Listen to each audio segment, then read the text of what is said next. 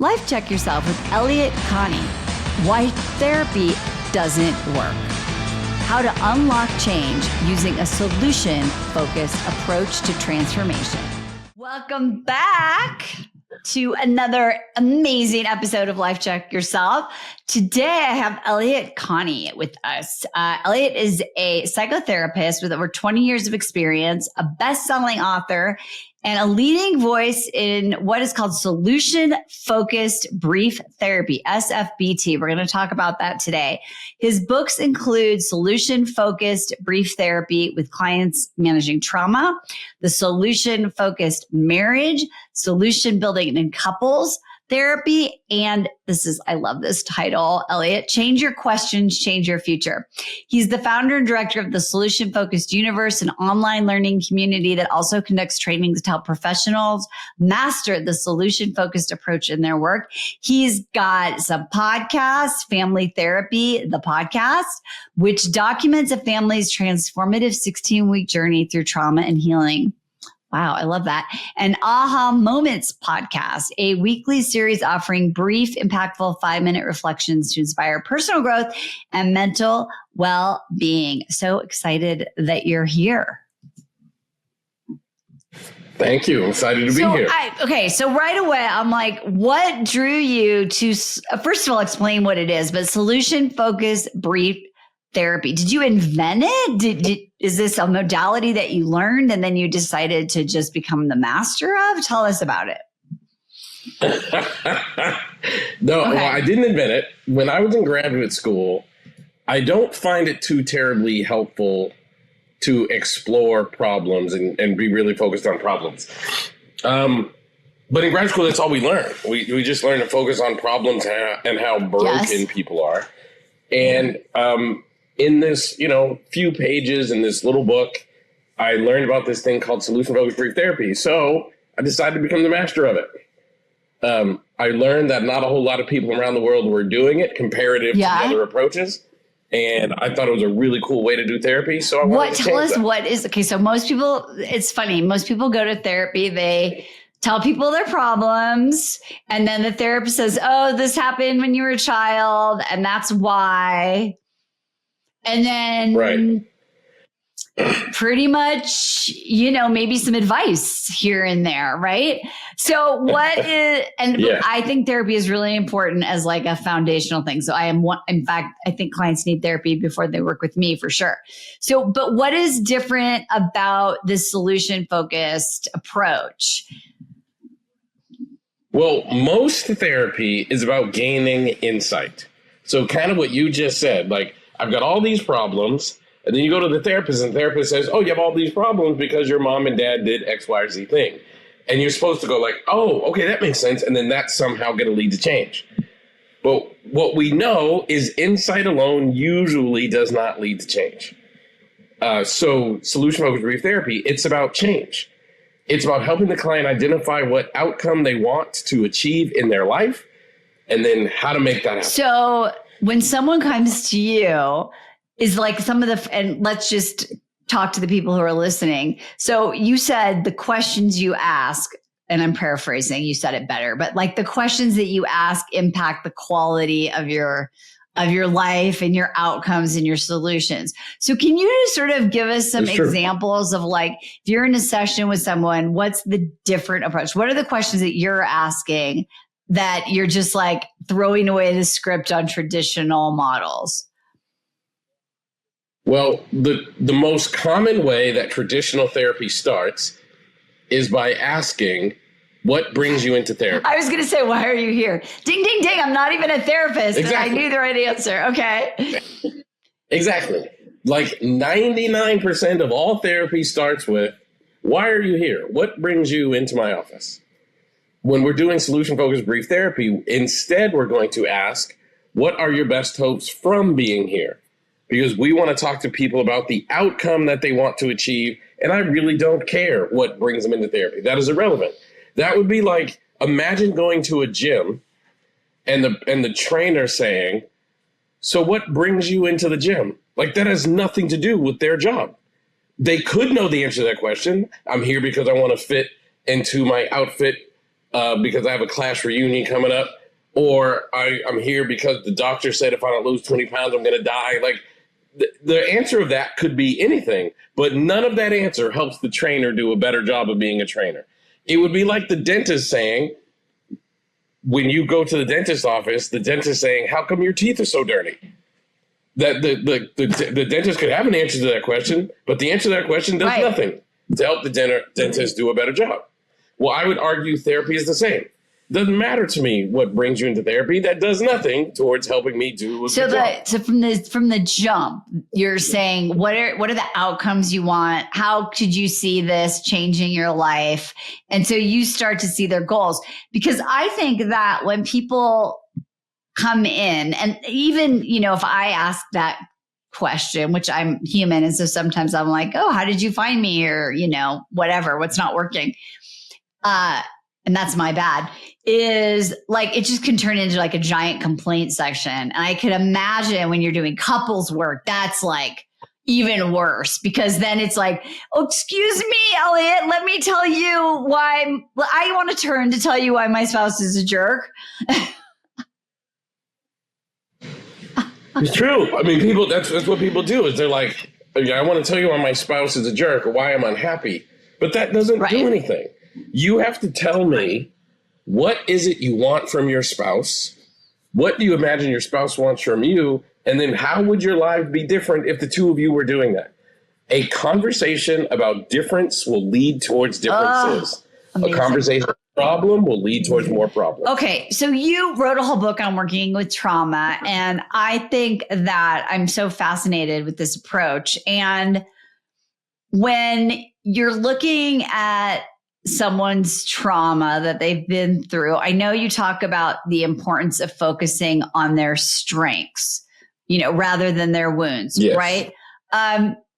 So is there ever an opportunity where they talk about, like, my dad yelled at me a lot? Or is it really just like, okay, well, as a result of whatever, what are your strengths now? I mean, it seems like it would be a game changer to focus on what's working in this way. Well, we certainly do. We focus on what's working. Now, if a person says, Elliott, I need to tell you about how horrible my dad treated me, I'm like, of course, tell me anything you need to. I want to hear it. But after I hear their story, I'm going to ask them questions. And this is why questions are so powerful. Let's say somebody tells me, like, my dad was super abusive and super angry and yelled a lot. When they tell me their story, I'm going to ask them questions like, how did you survive that? What happened to your personality as a result of going through that you are proud of? Now, I assume there are things about your personality you're not proud of, but what things did you gain from going through that you were proud of? What did you learn from going through that experience that you're proud of? How did you become the kind of person that was so aware that you knew you needed therapy to heal from that, which obviously your dad maybe never got? Like, I'm going to ask all those questions to help shift their focus to what is good about them instead of what is bad. So you're like the king of empowering questions is what I'm hearing. That is actually not a bad title to call. Right? Because when you ask someone an empowering question, it gets them out of their story. It gets them out of the story where they're the victim, and it helps them start seeing hope and possibility, like, immediately. Have you ever had someone say, like, this is too hard. Like, I'd rather just tell you this, what's wrong. Because I think asking someone, what's possible, or how did you grow, or what are your strengths, it's almost like they have to really do the work. They're not just going there to check the box. That's right. So the answer to the question is no. I've never had, for some people, it's hard to talk about hope, but I've never heard anybody say, like, this is too hard. I'd rather talk about problems.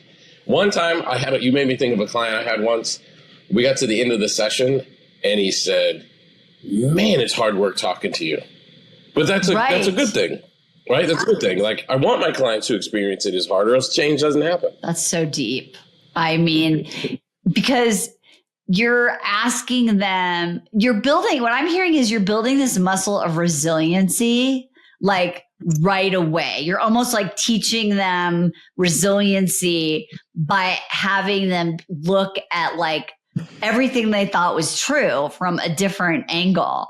So yeah. That's so right. what kind of timeline does this solution focused therapy have? Because I would feel like regular therapy is like 6 months of and then I was 18 and then I was 43 and then I was 50 and you're like, okay, let's just start moving forward. So is it like, do you feel like people are working through to get to outcomes in a more efficient way with this approach? Okay. 100%. According to research across the world, this therapy tends to last between 3 to 6 sessions. That's insane. I mean, in a good way. Pretty cool. Right? Pretty why? Cool. So why isn't everyone cool. doing it, Elliott? You're going to get me in trouble answering that question, but first of all, I think most therapists are poorly trained. Okay, I'm not arguing. To be honest. And I think another reason that most therapists don't do this is because it defies the logic of which they were previously taught. So it kind of makes sense. If I want to solve a problem, I need to unpack that problem. There's like a logical way of thinking about problems in that way that this goes against. But I would argue we don't think about problems in this way in any other facet of our life other than therapy. Say more. Well, just think about any other thing that you're doing in life. Like, for example, if I've got a third grade child and the third grade child walks into the first day of school, the teacher does not say, well, I got to figure out what you are bad at before I can teach you more math, right? The teacher doesn't do that, right? The person at the gym, the fitness trainer doesn't say, I got to figure out why you got so out of shape before I can help you get in shape, right? The financial planner doesn't say, I got to figure out how you went broke before I can help you get rich. It literally doesn't function that way in any other area of life except therapy. And we've just accepted that that's like the norm of how things should be when it doesn't work that way in any other area of life. So what do you, like, if someone's listening and they're feeling really stuck, like they've tried all the stuff, they've talked to the therapist, it didn't really work, and they can't meditate, affirmations, yoga, their way out of feeling stuck because they're just like so in their head, like analysis paralysis. What are some questions that they can start asking themselves, or what questions would you ask them to help someone get out of their own way in that scenario? There are 3 questions I think all people need to ask. Write this down, everyone. Get your notes, except if you're driving. Exactly. And they need to be really honest as they answer these 3 questions. Number 1 is, who am I really? One of the reasons why most people feel stuck is because they're living someone else's life. So they picked a job or career that their parents forced them into, or they've got a job or career that their spouse wanted them to have. They've got a job and career because they needed to make money, but what they really want to do is this other thing over here. You've got to ask yourself in a real way, who am I really? The second question you've got to ask yourself, and again, it only works if you're truly honest with yourself. The second question you got to ask yourself is, what is it that I want? Do I want to live on a farm, or do I want to live in Manhattan? Do I want to live in suburbia, or do I want to live on a beach? Do I want to spend my day sitting in a cubicle, or am I the type of person that wants to be out doing things? You have to literally ask yourself, do I want a super nice car, or do I care about cars? Do I want a really big backyard, or do I care about backyards? Literally ask yourself, what is it that I want? One of the reasons people feel stuck is they're afraid to themselves to admit what they want. Because once you start trying to focus on what you want, then you risk disappointment by not having it. But the problem is, if you don't do it, then you risk being stuck by living a life that is not congruent to what you want. So you got to ask yourself, what is it that I want? And then the last question, and you, again, got to be honest as you answer these questions.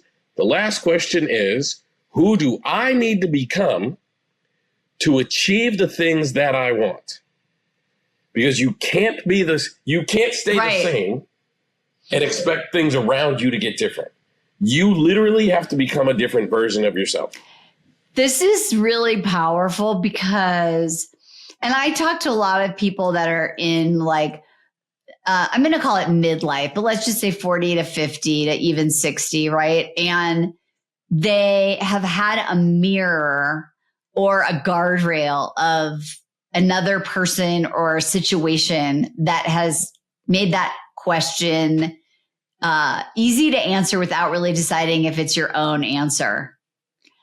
And so when people say, you know, I don't know what I want, or I don't know who I need to become, or they tell you, well, that's only for people who are really smart, or people who, you know, have a trust fund, or people who, you know, when they sort of cop out of the answer because there's no one telling them what to say, right? No more kids, no more, you know, they're at the end of their career, whatever. How do you get people to step out and decide for themselves, to have that agency? I think everybody knows. Like, there's no such thing as I don't know. Everybody knows. Down. It's just some people are not courageous enough to take the steps. And I'll tell you a really silly story. Tell me, I love it. But when I was a kid, my dad would take me and my two brothers out to eat. And if you're from the New England area, there was a really popular restaurant in the 80s and 90s. It was called the Ground Round. I grew up in Iowa and we had a Ground Round. Did they have peanuts on the floor? They had peanuts on the floor. Yeah, exactly. I went to the Ground Round. And as a young kid, I always got the same meal when we went out to eat. I got fried clams. Okay. And my dad picked up on Elliott likes seafood. So anytime we went out to eat, he would always be like, I know Elliott likes seafood, so this, and this. And I mean, I'm young. I'm 7, 8 years old. And I can remember one time going to get pizza. And I wanted to order seafood because I wanted to be the version of me that my dad thought I was. Well, of course, if you're at a pizza place, really the only seafood you can put on a pizza is anchovies. Right, ew. So I asked for anchovies on my pizza. And I remember as a kid taking a bite of it, and it was like the single most disgusting pizza I've ever eaten in my life. But I continued to order anchovies for years because I wanted my dad to think of me the way he originally thought of me, which is something silly. It's just like Elliott liking. It took me a long time to develop the courage to be like, I like seafood, but not at every meal and not on everything. Well, if you take that, how many people, they're like, I want my dad to think I like math, so I'm going to go get a degree in math when I really want to do this other thing. So this idea that some people don't know what they want, that's crazy. We all know what I want because your body tells you. You're like, you get excited when you think about this thing, or you get a little bit of energy when you remember this thing. Your body tells you what it is that you want. It's just you have to develop the courage to say it out loud. And you have to develop the courage to tell the people around you, you know what? I know I've behaved like this, but I really want to have this. And that takes courage because it might lead to change. Yeah, I had a client recently she was younger, but her grandparents were doctors. And her dad wanted her to be a doctor. And so she went to college to become a PA. And then she was in this job in a medical office. She sort of like bought herself a year before PA school. And one of the first things that she had to overcome was to have a conversation with her dad to tell him, I don't want to do this. Right. What was interesting was that her dad decided to be an investment banker because he thought his parents wanted him to be an investment banker, and he ended up being a pilot. And so I was like, your dad kind of changed careers when he was like 40, had a family, had kids. He might be open to the fact that maybe you don't want to do it. But it was really interesting because once her dad was like, oh my God, do what you want. Like, don't do this for me. She had this new sense of freedom. And so I think it's really interesting whether you're a more advanced adult, there's still this need, whether your parents are living or not, to please them. So as a solutions focused therapist, what do you do with that? Because you don't want to go back and talk about like why and where. So if someone were to come to you and be like, oh, I really wanted to make my parents happy and I'm still like doing all these behaviors and making all these choices, even though they're long gone. I would say to them, I would ask a couple questions, but one of them would start with, how would you notice yourself being happy? And even if your parents are gone, if they could notice you were being happy, regardless of what job you were doing or career you chose, what difference would it make to them to notice they've raised a happy person? That's such a great question. You're so good at this. I know, 20 years plus.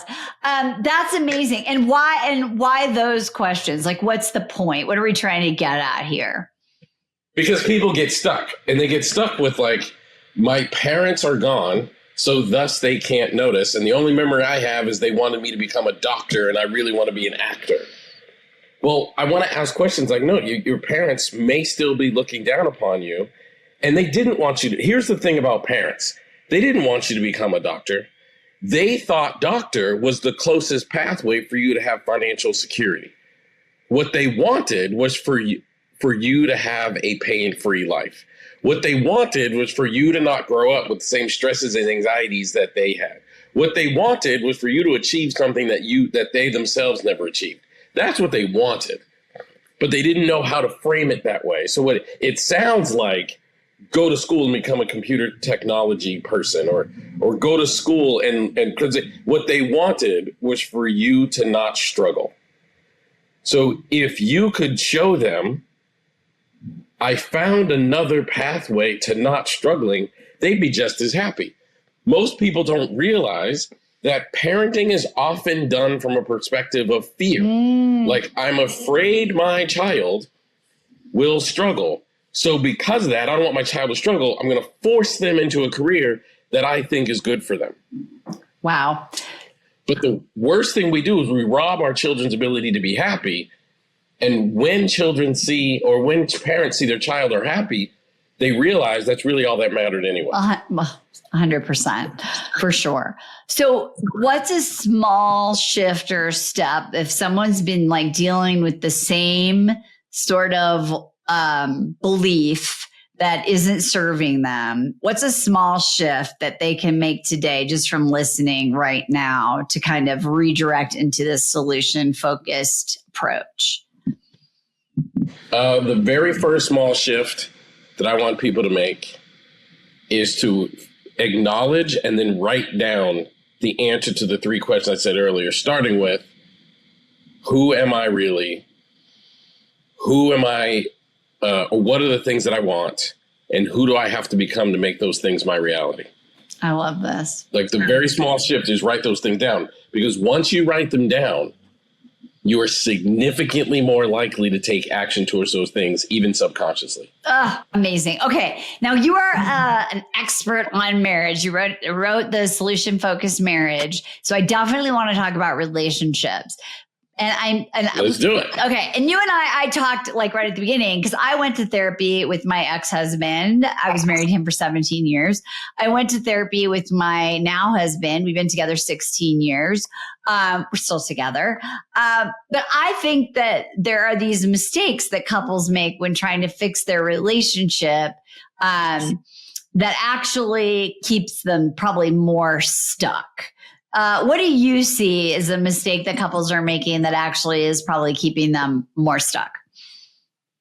I think the biggest mistake couples make that keep them stuck is they think their partner's behavior is the thing that needs to change in order to make them happier. That's the biggest mistake. Can you elaborate? I'm unhappy because my partner is doing X, Y, or Z thing. So I need my partner to stop doing X, Y, or Z things so that I can become happy. Biggest mistake we all Okay. make. And so someone comes into your office, how do you do it that's different? Because that's all they're going to talk to you is like, I think I read something, and I don't remember what the statistic was, that most couples are going to therapy often to just check the box and to like get a third party to say, yeah, I'm right, you're wrong. Probably, both partners.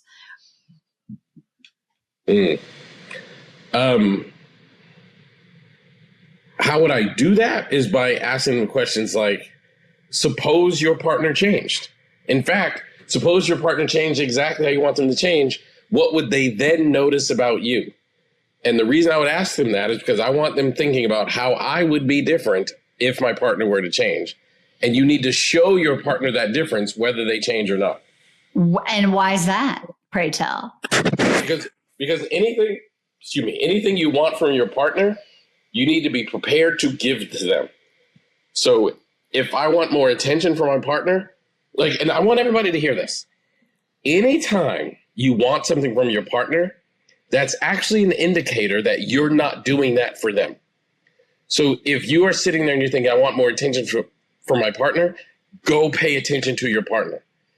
Like those things, when you realize that, it's a game changer. That's so great. You know what's funny is I'm sitting here thinking, because I would say that I want more attention from my husband. I mean, who doesn't? Go attend to it. Okay, wait. No, here's Elliott. You have to help me with this one. So then I give him more attention. And you know what he says? Why are you being so nice to me? It's so weird. True. You're being so nice to me. What do I say back? Because that makes me be like, well, yeah, I mean, but I think it's because I think I am nice to him, but I'm talking about like going out of my way. But that's totally true because the human brain is a lot of things. And one of the things that it's self-protective.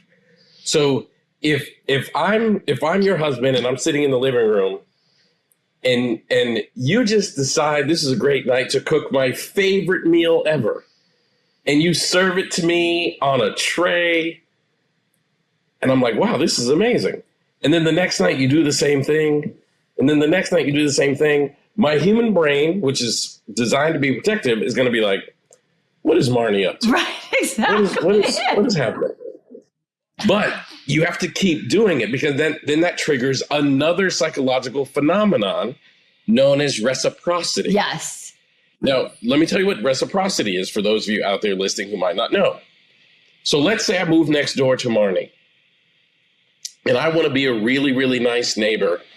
So one of the things, Marni, I'm very good at making is Italian food. Ooh. So I move next door to Marni. I want to be a really nice neighbor. So I make a big pan of lasagna and I bring it to Marni and her family.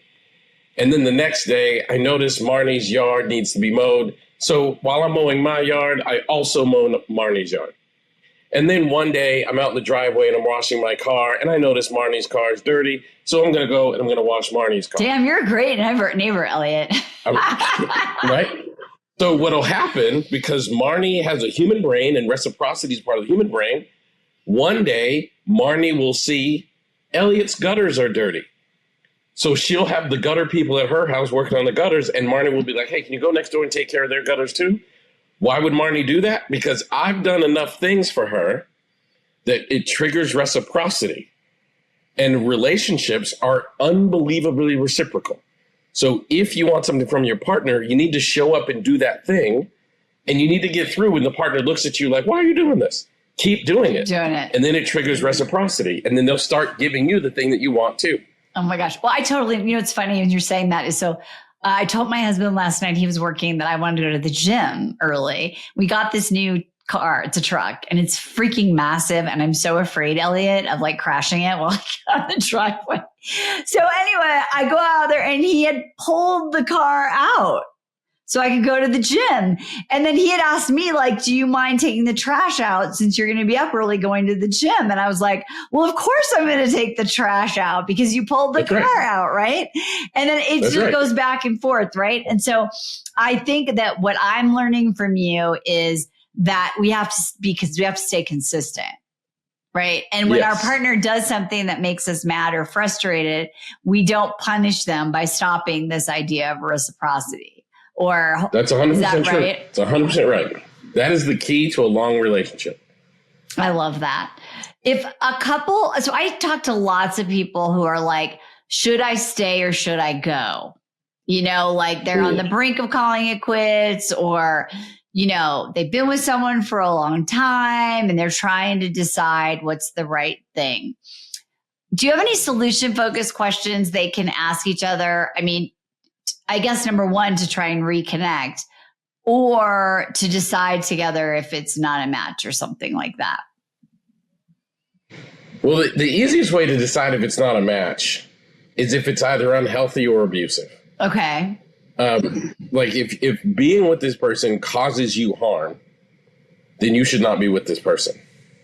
But other than that, like the kind of questions you have to ask yourself are, what kind of relationship do I want to be?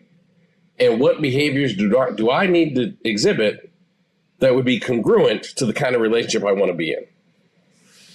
Do you think that people call it quits too soon? Yes, I think 90% of people call it quits too soon, or without trying, or for frivolous reasons. What are frivolous reasons? Like things like, we don't get along the way we talk about money, and I've had it and I'm upset, so I want to end the relationship. I'm not in any way saying money is frivolous, but with the right work and the right ability, those are very solvable problems. But what happens is we deal with that problem for a long time, like a number of years, and we lose hope that our partner can change. So then we start making decisions based upon our partner. We've now diagnosed our partner as unchangeable. So then the relationship ends. So interesting. I love that. And again, just like individual therapy, couples therapy is going to be more productive if you're doing this solutions focused versus. I believe so. Yeah, I'm a believer too. Okay. Last thing I want to ask you about before we end today is that on your family therapy, the podcast, you document these real family, going on their real family journey. Yeah. What's the most surprising thing you've learned by recording that process? I don't know. I don't know if I've learned anything surprising. Say more. What I would say, what's the biggest lesson I've learned? Yeah. Is human beings are even more capable of change and healing than I thought. Really? Because like the way that the podcast is set up is each season, you follow me working with a different family for about 16 weeks. And what happened in season 1 was literally one of the most incredible things I ever saw. Tell us, give us the highlight. Yeah, well, think about this. Okay, so it's a family, adult kids and their dad, and the dad had been in and out of their lives due to addiction and prison, and they all had massive abandonment issues. Watching that dad in the most selfless, loving way I've ever seen work to regain his children's trust was amazing. He was not defensive. His kids put him through hell because they wanted to know that he was genuine and like trying to get back into their lives. Yeah, because talk about protective. Right. And watching that man, it just, I remember getting done with that whole process, and the production team kind of put that up on the thing, and I was just like, human beings really can do anything. Wow, that's amazing. So how many seasons do you have now?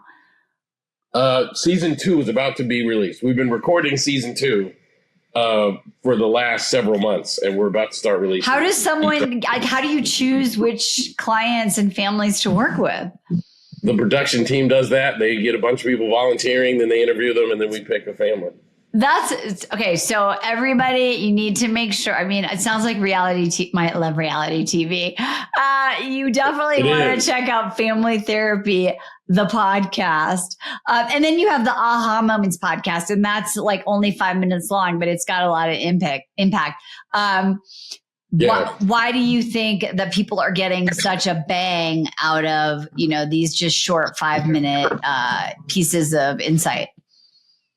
Yeah, so that's a daily podcast. We do it every single day.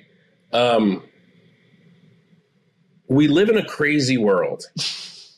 And unfortunately, negativity gains more traction than positivity. Yeah. But I wanted to have like a little piece or my little corner of the world where people could log in every day and hear an inspirational, positive, enthusiastic message.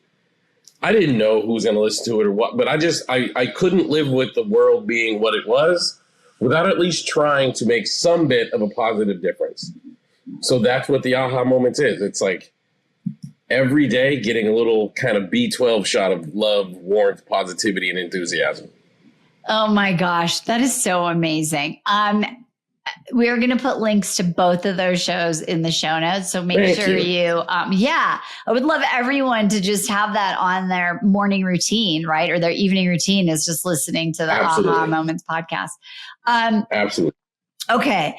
My last question. Now, I know you gave us 3 questions to ask, but I'm going to ask you for a bonus question. Okay. Because I just was using some AI, and I was like, what are some of the, like in the last 6 to 8 weeks of coaching my clients, what are the patterns and trends that you really see? And one of the things that came up, and it was just, AI is really interesting, right? In spotting patterns. And what came up was, and this was all different versions of it, but I called it the someday trap. Like when my partner does X, Y, and Z, then I'll be happy. When, when work gets a little less hectic, then I'll make time to actually work on myself. It's the someday trap. If you had a solutions-based question that people could ask that find that they are in the someday trap, whether they realize it or not, what would it be? Suppose your partner never changes. How would you notice yourself being your very best even then? Like, suppose your partner never changes into this, or this someday thing never happens, which I think you're right. People say, I won't be happy until I pay off my house. I won't be happy until I move into a bigger house. I won't be happy until I buy that dream car. Well, let's imagine that, unfortunately, that never happens. How would you then notice that you were being your very best version of yourself, even though that external thing never happened? Elliott is a genius. Thank you. I feel like I wish I had Imran. We need Imran's my producer. I need a little applause button because that was just like such an amazing way to end this show. Wow. Thank you so much for being here. You can find Elliott on Facebook.com/Elliott Speaks. You can find him on Instagram.com, Elliott Speaks. We've got links to the books. We got links to the podcast. The name of this show is Life Check Yourself. And I think this is a banner episode for some very specific things that each one of you can do to actually life check yourself. Because remember, in all ways and always, it is your responsibility to do that. We'll see you next time. Bye-bye for now. Hey, thanks for tuning in today. Listen, if you're feeling stuck, I want you to know you're not alone. And you don't have to settle for it. I've created a free quiz to help you pinpoint what's draining your energy and exactly how you can fix it. So head over to decodeyourdestinyquiz.com and take the 60-second quiz right now. That's decodeyourdestinyquiz.com. And if you're ready to dive deeper, you can book a free no obligation consultation at marnibattista.com/private coaching. That's Marni, Marni, Battista, Battis, as in Sam, TA.com/private coaching, all one word. Let's take the first step to creating a life you love on your terms. I'm Marni, and I'll see you next time.